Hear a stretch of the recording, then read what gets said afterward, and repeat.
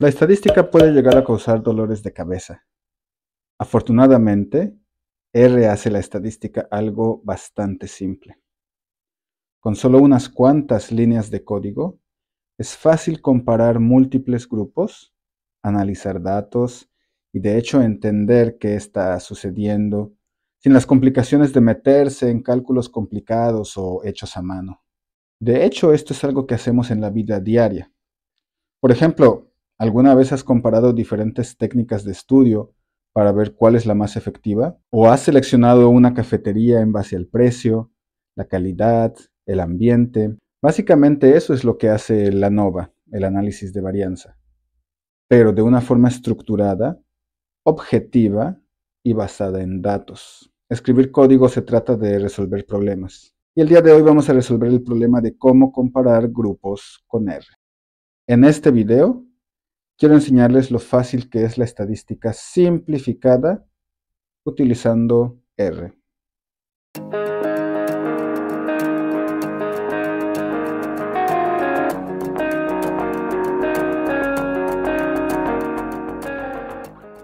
El análisis de varianza es una herramienta, un análisis estadístico que nos permite analizar la varianza entre diferentes grupos. Por ejemplo, tenemos un tratamiento o un experimento en el que aplicamos diferentes métodos o diferentes tratamientos y entonces diferentes grupos de pacientes o diferentes grupos de nuestro experimento recibieron diferente tratamiento y queremos saber si hay diferencias significativas entre ellos o no para saber el efecto de nuestro tratamiento. Ese es como un ejemplo típico en el que se utiliza el análisis de varianza.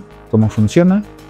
Utiliza la distribución F de Snedeker, que bueno, básicamente divide la media de cuadrados entre la suma de cuadrados debido al error, la suma media de cuadrados debido al error. Hoy en día tal vez no es tan importante como antes el entender toda la teoría detrás, porque tenemos muchos programas que pueden hacer el análisis por nosotros.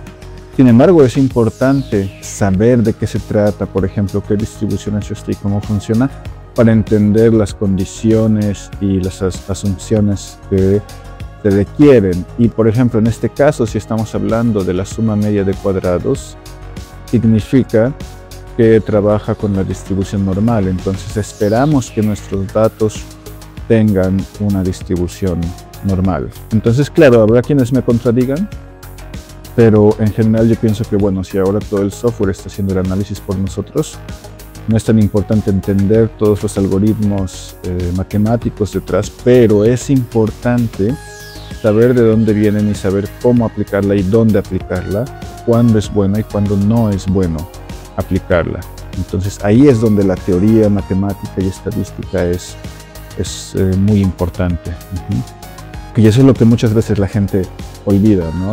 Muchas veces, precisamente porque los programas pueden hacer los análisis por nosotros, muchas veces la gente ve videos o buscan en internet, hacen el análisis en R, que es súper facilísimo, lo vamos a ver ahora, o lo hacen en Python o lo hacen en cualquier otro programa, incluso más fáciles de utilizar. Y bueno, aplican los resultados y tal, pero a veces los datos no eran los adecuados para un análisis de varianza o para los análisis que están aplicando, ¿verdad? La terminología, bueno, la terminología estadística, aquí estamos hablando de dos tipos de variables, la variable dependiente y la variable independiente. La variable dependiente, o variables, ¿no? Pueden ser, es el elemento que esperamos sea afectado por la variable independiente. Es decir, es el elemento que depende de la variable de otra variable, ¿verdad? Es decir, del tratamiento, por ejemplo, ¿no? En este caso, por ejemplo, si es un análisis clínico y estamos analizando, no sé, ciertas características en la sangre, entonces esa respuesta en el análisis de la sangre sería la variable dependiente. Y la variable independiente, que es el elemento que se espera tenga efecto sobre la dependiente, es lo que estamos controlando, es la que es independiente, la que no depende de otro factor. Entonces, en este caso sería el tratamiento, por ejemplo, qué medicamento le estamos dando al paciente o qué dosis le estamos dando, ¿verdad? Y bueno, tenemos también los típicos en estadística, la hipótesis nula y la hipótesis alternativa. La hipótesis nula aquí sería cuando no hay diferencia entre los grupos. ¿Qué pasaría cuando no hay diferencia entre los grupos? Y la alternativa cuando hay diferencia. Y bueno, también en el análisis de varianza se habla de factores, que es que una variable independiente se conoce como el factor que afecta a la variable dependiente. O sea, por ejemplo, si hablamos de la dosis del medicamento que se le está dando a los pacientes, los diferentes factores serían las cantidades, el tipo de dosis que se les está dando. Tipos de ANOVA. Estamos hablando aquí de ANOVA por el inglés Analysis of Variance. También en español se le conoce como ANDEVA, análisis de varianza. De hecho, en R se utiliza AOV, Analysis of Variance. Ok, los tipos de ANOVA son principalmente unidireccional y bidireccional. Unidireccional es cuando utilizas solo una variable independiente, por ejemplo, el tipo de medicamento, no estamos aplicando 2 o 3 diferentes tipos de medicamento. Y la bidireccional es cuando queremos ver cuando hay 2 variables independientes. Entonces, por ejemplo, queremos ver diferentes tipos de medicamentos y diferentes dosis. Y bueno, claro, como cualquier análisis estadístico tiene sus limitaciones. Y como decía hace un momento, asume la normalidad de la variable dependiente, es decir, que los datos se distribuyen a través de una distribución normal o muy cercana a la normal. Asume que la desviación estándar de los grupos es la misma. En este caso, como estamos comparando diferentes grupos, por ejemplo, pacientes con un medicamento, con el siguiente medicamento y con el siguiente, entonces, a pesar de que haya diferencias, por ejemplo, serían diferencias en la media, pero la desviación estándar, es decir, que tanto se distribuyen los datos, por ejemplo, del menor al mayor, esa debe ser la misma entre los grupos, o por lo menos se asume que sea la misma. Y la desviación estándar puede ser relativamente similar, relativamente diferente. Aquí siempre va a haber diferencias porque tenemos solamente una muestra pequeña, a veces de 4 individuos, 8 individuos, son muestras muy pequeñas. Que si, por ejemplo, si pudiéramos analizar toda la población, de una ciudad, por ejemplo, y tuviéramos ahí millones de individuos, entonces tendríamos detalles más específicos y podríamos saber una desviación estándar más cercana. Aquí es importante también no tomarlo tan, digamos, tan serio, en el sentido de si son iguales o no las desviaciones estándar. Más bien, es importante comparar la distribución de los grupos. Y si, por ejemplo, comparamos que diferentes grupos siguen la distribución normal, entonces podríamos asumir que la desviación estándar también es la misma. Vamos a verlo en el ejemplo también en un momento.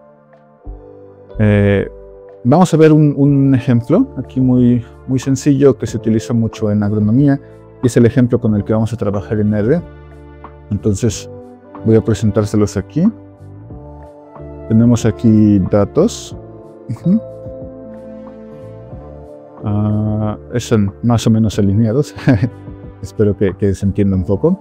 Bueno, básicamente tenemos aquí, por ejemplo, un experimento. Los datos que están sobre mi cabeza son datos de un experimento.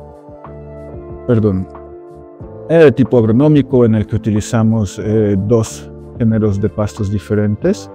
Uno llamado Agrospis y el otro llamado Zalspi. Son dos tipos de pastos diferentes. Y tenemos 3 tratamientos. El control, en el que no aplicamos ningún tratamiento, no aplicamos nada. El biochar y el nanohierro. El biochar y el nanohierro se aplicaron directamente al suelo. Entonces, ¿qué está pasando aquí?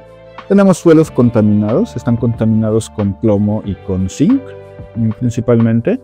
Entonces, utilizamos estos 2 tipos de pastos para extraer los contaminantes del suelo. Digamos, podemos decir, para limpiar el suelo. Entonces, queremos saber, primero que nada, si hay diferencias, si uno de los pastos está extrayendo más que el otro del suelo. Esto se puede medir de diferentes formas. En este caso estamos midiendo la cantidad de plomo y de zinc en el pasto, en la planta, después de haber sido utilizado, después de cierto periodo de crecimiento y haber sido cosechado. Y por otro lado queremos saber si nuestros tratamientos, si el biochar o el nanohierro, tienen algún efecto positivo o negativo en la cantidad de plomo o de zinc que se está extrayendo. En este caso vamos a trabajar solamente con plomo. Como pueden ver en el ejemplo tengo escrito solamente plomo para no hacerlo muy complicado.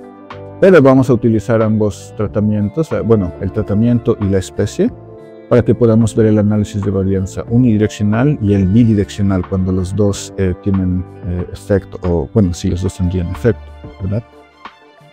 Entonces aquí mi hipótesis nula es que la extracción de, bueno, vamos por paso. Primero, la variable dependiente es entonces la cantidad de plomo en el pasto, ¿no? Esto es lo que cambiaría o lo que tiene que ser afectado por nuestros tratamientos, ¿no? Entonces la independiente o las variables independientes serían pues el tipo de pasto que se utilizó y el tratamiento del suelo. La hipótesis nula aquí sería la extracción de plomo es la misma sin importar la especie de pasto y o tratamiento al suelo. Es decir, la cantidad de plomo extraída no es afectada por estos elementos. Y entonces la alternativa sería que, bueno, diferentes pastos y o diferentes tratamientos al suelo afectan a la extracción de plomo. Entonces, como les decía, para la ANOVA unidireccional podemos considerar únicamente el efecto de los tipos de pasto o el efecto del tratamiento al suelo, uno de los dos. Y para el bidireccional podemos incluir ambos, ¿no? El tratamiento del suelo y el tratamiento, o bueno, el tipo de pasto que se utilizó. Entonces vamos a hacer esto en R, vamos a ver cómo importar los datos, a tener un poco de información previa y sacar los modelos. Vamos a abrir aquí una sesión de R. Aquí está. Y para empezar vamos a importar los datos. Podemos leer directamente este archivo que tenemos CSV, lo pueden descargar les voy a dejar el link aquí abajo, o pueden leerlo directamente con el link. Les voy a enseñar cómo vamos a hacerlo así. Vamos a llamar a nuestros datos pastos y vamos a usar aquí read CSV y déjenme copiarles el link que sería este. Se los voy a dejar en las notas en la descripción del video. Lo pueden ingresar así directamente. Y esto va a leer directamente en R los pastos. Vamos a ver. Ahí está la sesión de R.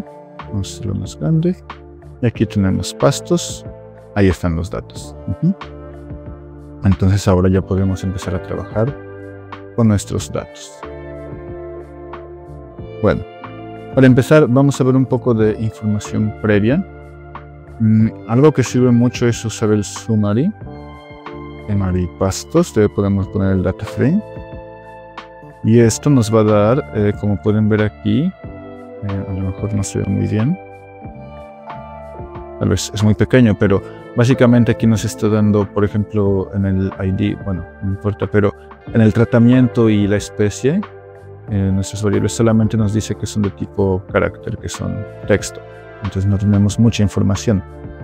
Pero por ejemplo, en el plomo y el zinc, sí nos está dando los valores mínimos, máximos, la mediana y la media, y los cuartiles.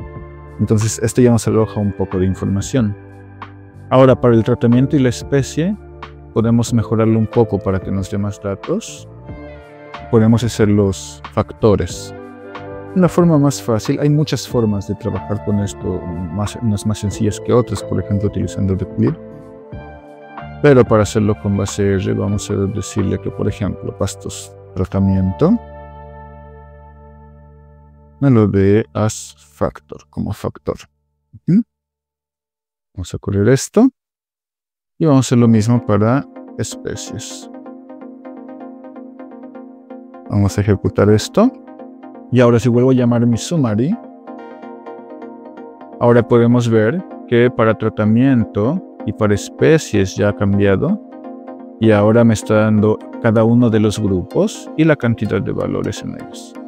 Entonces tal vez aquí por lo menos ya es una información diferente, pero al momento de hacer gráficos o de trabajar ya con el análisis de varianza, esto nos ayuda muchísimo porque R ya sabe que son grupos en lugar de solamente texto. Entonces este es un primer tratamiento. Ok, ahora queremos ver normalidad. Como decíamos, asumimos que los datos se distribuyen a través de una distribución normal. Entonces, una manera fácil de verificar la distribución de los datos es, por ejemplo, con el análisis de Shapiro-Wilk. Entonces, esto en R es tan fácil como llamar Shapiro test en los datos que queremos verificar, por ejemplo, plom, pastos plom. Y aquí vamos a ejecutarlo. Avance más grande. Y aquí podemos ver el resultado sencillo, el valor de W y el valor P. El valor P es el que, bueno, es muy importante y aquí podemos ver que es un valor muy bajo. Entonces nos sugiere que nuestros datos no siguen una distribución normal. Vamos a verlo también en unos gráficos. Por ejemplo, podemos llamar cuckoo-norm con pastos PB. Y esto nos va a abrir el gráfico. Déjenme ponerlo en la pantalla. Aquí está el gráfico, vamos a ponerlo aquí a un lado. Y podemos ver, sí, básicamente los datos se distribuyen más o menos. Ok, vamos a agregar la línea. QQ line, creo que era. Y también pastos plomo. Y aquí está la línea. Entonces esperamos que los datos se distribuyan a lo largo de esta línea. Y cuando sucede así, se dice que es una distribución normal. En este caso podemos ver diferentes como agrupamientos de los datos que no están siguiendo esa línea. Aquí es posible que sea debido a los grupos, a los tratamientos. Y lo que nos interesa a nosotros es precisamente que los tratamientos sean los que tengan la distribución normal. Entonces, ¿a qué me refiero con este? Vamos a filtrar los datos. Por ejemplo, vamos a agarrar solamente pastos. Digamos, vamos a poner aquí tratamiento NFE. Vamos a poner aquí únicamente los pasos que tienen como tratamiento nanohierro. Entonces sería pastos plomo, queremos los datos de plomo, donde pastos tratamiento igual nano hierro. Vamos a ponerlo aquí y ahora sí lo llamamos trat nano FE. Tenemos únicamente esos valores, ya no tenemos toda la totalidad, sino únicamente esto. Y ahora, si yo vuelvo a llamar, por ejemplo, mi Shapiro test únicamente en estos trat NFE, ahora vemos que el valor de P es mucho más alto.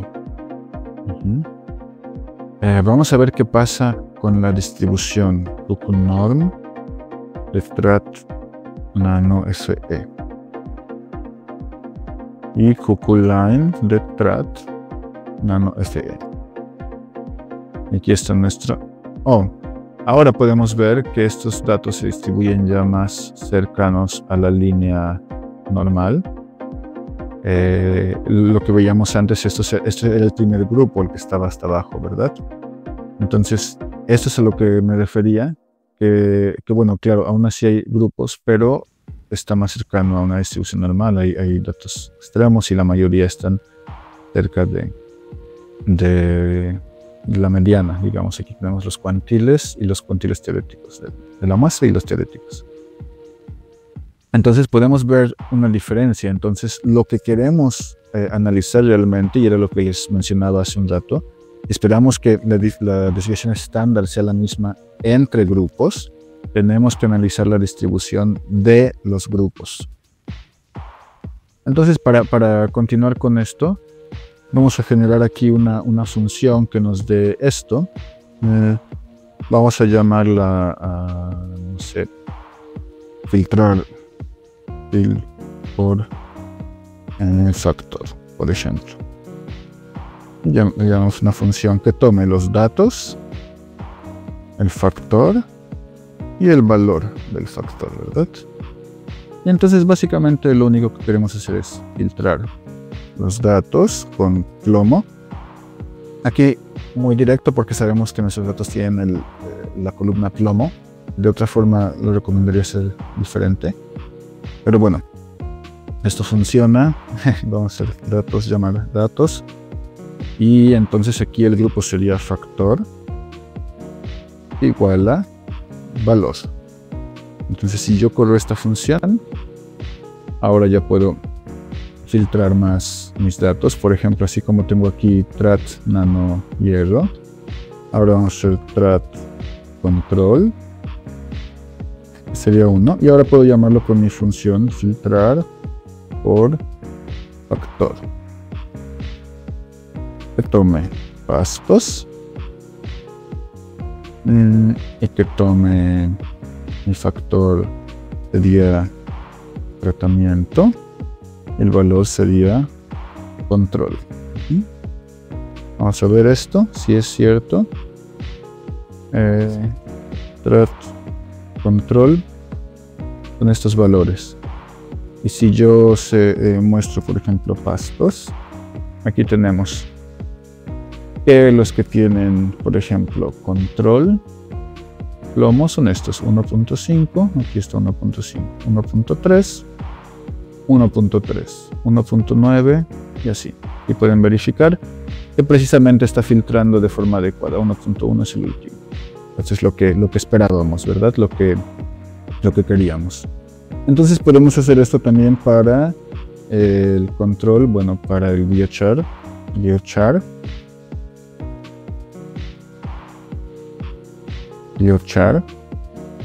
Y podemos hacerlo también para nuestras especies de pastos. Vamos a hacerlo aquí abajo. Entonces en lugar del tratamiento sería especie. Y aquí la primera sería agrostis. Y ahora queremos filtrar no por trat, sino por especie, que tenga el valor agrostis. Y el segundo que tenga el valor, alspi.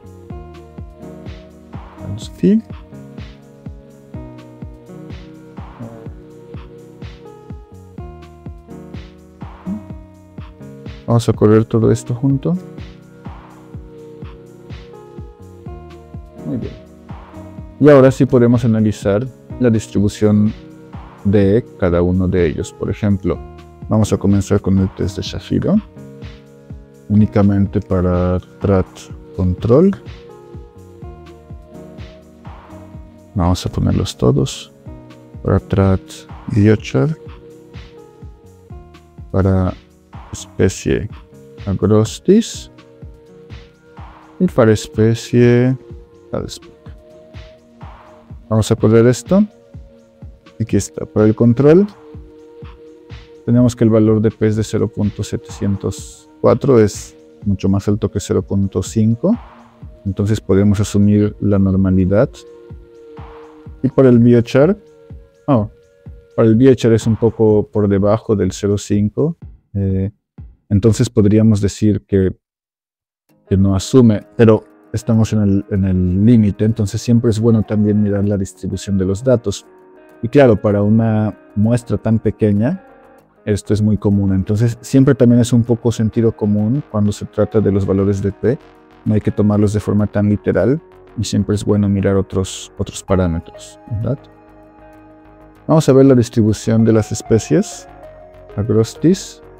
nos está dando 12, mucho más alto que 0.5, y Talspi 0.2.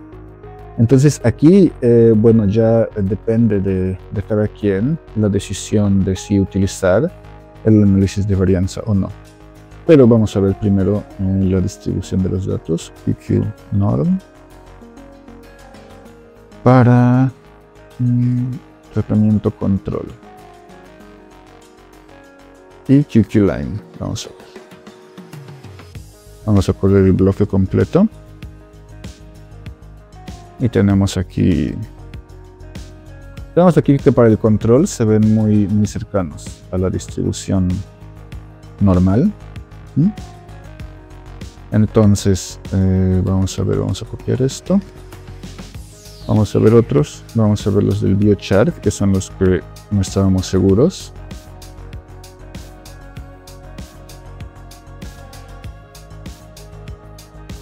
Y aquí tenemos, por ejemplo, vemos que estos datos, como que los centrales están muy cercanos a la línea de la distribución normal, pero tenemos aquí uno que está alejado. Eso es algo muy común, los famosos outliers. Vamos a ver después en otros videos cómo trabajar con outliers. Hay muchas diferentes técnicas y formas. Pero básicamente eso es lo que sucede a veces con outliers, que por un valor esté muchísimo más alto o muchísimo más bajo que los demás, eso jala la distribución y entonces afecta a todos los datos. Sin embargo, y eso es lo que les decía, si consideráramos toda la población, si tuviéramos 100 datos, por ejemplo, tal vez esto no sería un outlier, sino que otros datos que también entran en estos rangos puedan hacer que la distribución entonces se estabilice. Entonces, en este caso, solamente por este outlier que tampoco es tan alto, tan alejado, yo lo aceptaría, pero como les decía, también es sentido común. Vamos a ver la distribución de las especies. Aquí está. Ahora queremos para especie Agrostis. Vamos a ver la distribución de Agrostis, que se veía bien en la prueba de Shapiro, y aquí vemos que también está más o menos dentro de la distribución normal, y tenemos también un outlier. Incluso puede ser el mismo valor, me parece que no. Bueno, no lo sé. Aquí es difícil. Hay herramientas para ver eso. Podemos hacer videos precisamente solamente sobre outliers, que es un tema muy interesante. Pero bueno, en general podemos ver el mismo patrón que con biochart. Y vamos ahora a copiar esto para Talspi.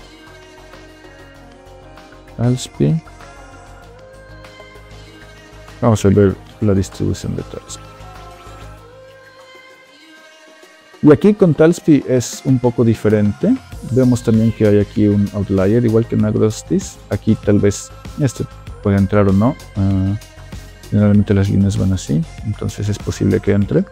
Pero podemos ver aquí en el centro también muchos datos con el mismo valor, entonces generan grupos, generan cúmulos. Entonces aquí ya está también un poco más alejado de la distribución normal.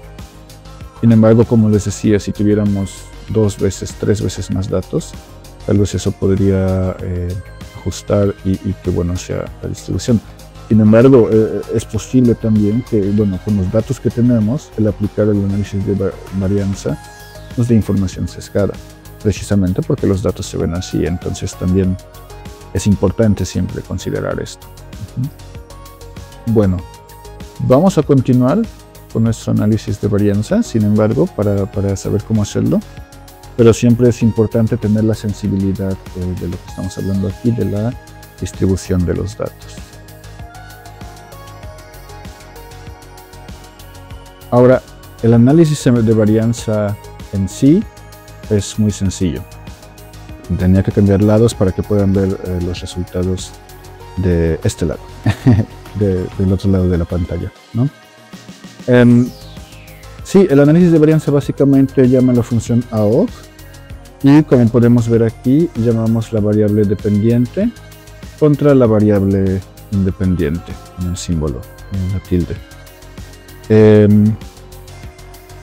Y bueno, para trabajar con nuestros datos directamente, podemos llamar, por ejemplo, pastos plomo que es la variable que queremos analizar, y contrapastos, tratamiento. Y si yo ejecuto esto, nos está dando aquí los resultados, el modelo del análisis de varianza, ¿verdad? Entonces aquí está la fórmula que estamos utilizando, los términos, la suma de cuadrados y los grados de libertad.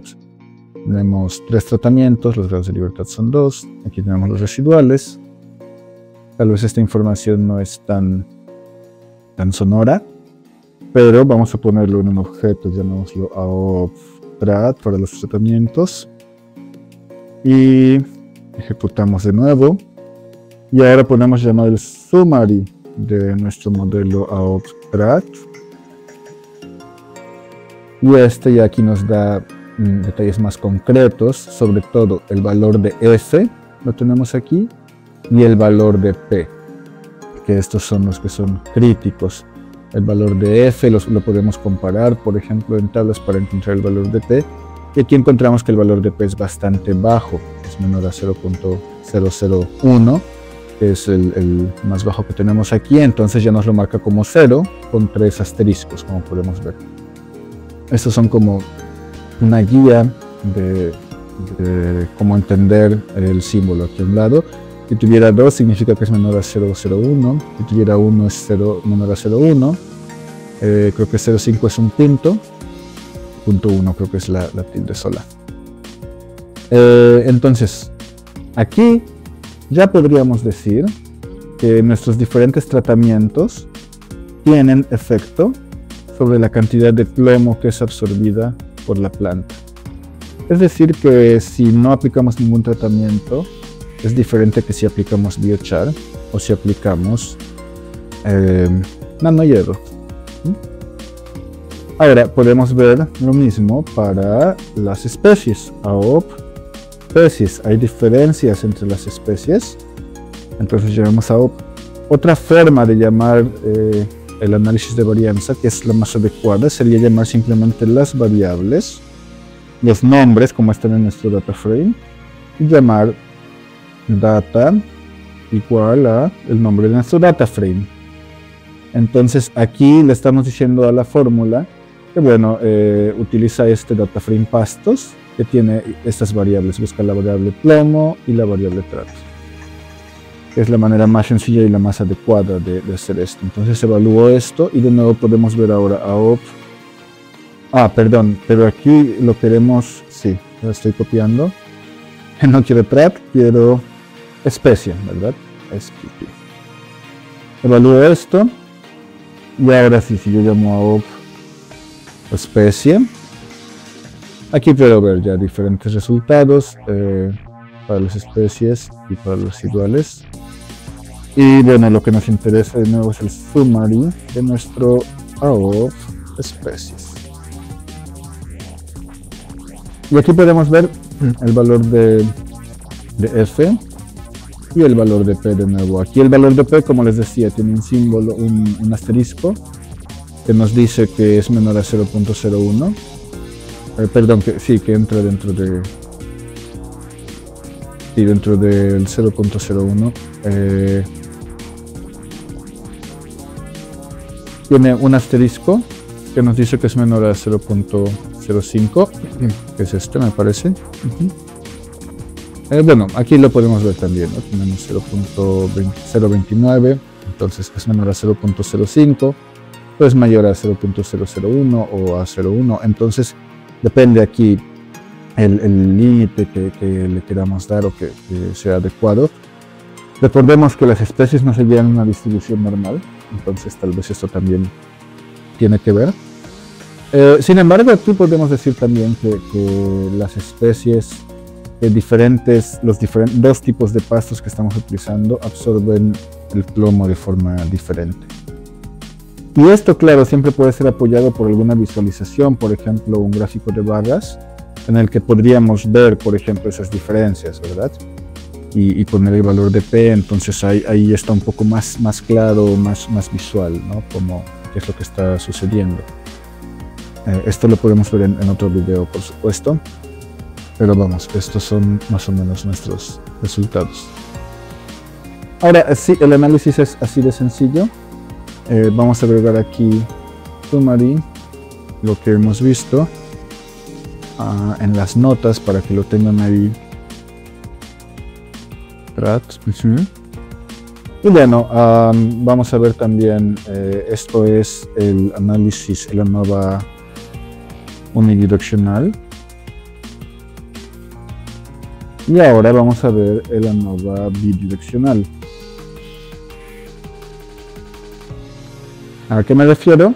Okay, bueno, ahora sé que las diferentes especies de pasto tienen efecto y que los diferentes tratamientos también tienen efecto sobre la cantidad de plomo que están absorbiendo. Pero ahora quiero ver si la interacción, es decir, si diferentes tipos de pasto con diferente tratamiento también va a tener efecto. Y para esto entonces vamos a llamar el objeto, por ejemplo, int de interacción.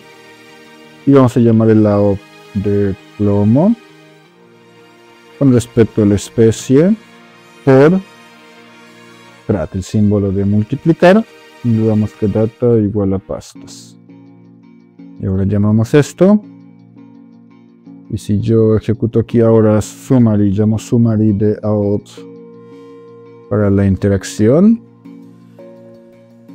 Ahora, como pueden ver aquí, tengo los valores de especie, tratamiento, y la interacción, el que tiene los dos puntos. Ese es la interacción, el que me interesa por ahora. Y vemos que el valor también es demasiado bajo, mucho menor a 0.05. Entonces podemos decir que esa interacción entre especie y tratamiento tiene efecto. Es decir, que diferentes especies de pasto, las dos que estamos utilizando, absorben diferente cantidad de plomo por sí solas, pero también dependiendo del tratamiento que se le esté aplicando.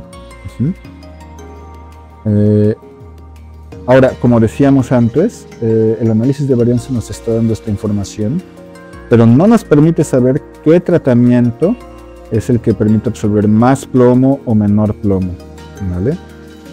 Para esto necesitaríamos hacer un análisis post hoc, como el análisis de Tukey, o hay algunos otros, que nos dirían, bueno, si hay diferencias entre los primeros dos tratamientos, entre los tres, entre cuáles de ellos, ¿no?